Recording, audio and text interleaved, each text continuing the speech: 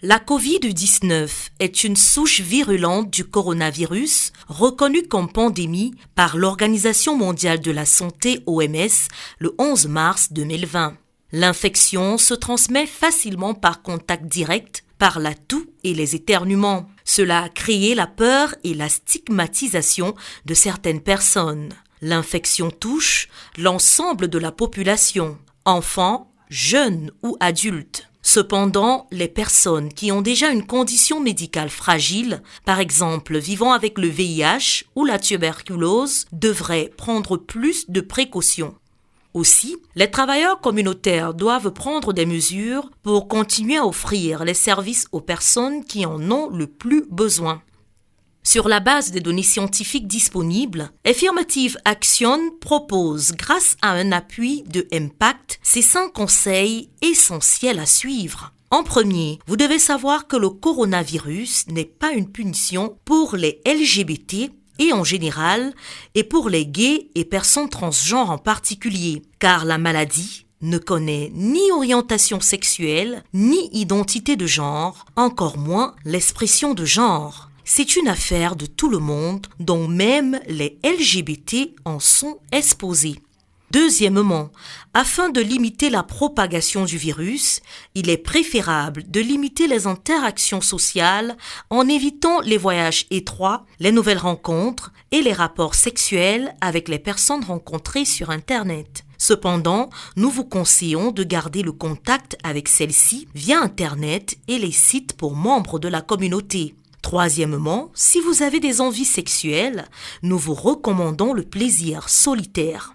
Il vous permet de rester sexuellement actif. N'oubliez pas de désinfecter votre maison, toutes les surfaces que vous avez pu toucher, de la salle de bain, des toilettes, des portes, en utilisant par exemple des produits ménagers désinfectants, solutions d'eau de javel ou eau de javel, et changez vos draps et vos serviettes le plus souvent possible. Retenez surtout que les relations sexuelles, même orales, du fait qu'elles soient non protégées, peuvent propager la COVID-19. Le virus présent dans vos selles peut se retrouver dans votre bouche. Les préservatifs et les digues dentaires, feuilles de latex, peuvent réduire le contact avec la salive ou les selles, en particulier lors de rapports sexuels oraux ou anaux. Il est donc important que vous continuiez à pratiquer le port correct du préservatif, même lorsque vous suivez un protocole de PrEP. Lors des rapports sexuels, privilégiez la position à cheval et portez toujours votre masque nasal.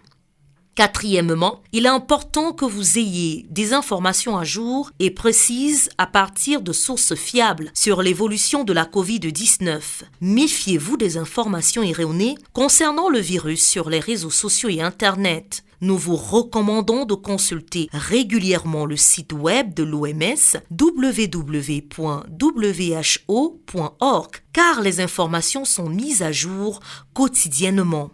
Ceci est un message de sensibilisation réalisé par Affirmative Action dans le cadre du financement de Impact. Pour plus d'informations, visitez notre site www.affirmativeact.org ou écrivez-nous à l'adresse secretariat@affirmativeact.org.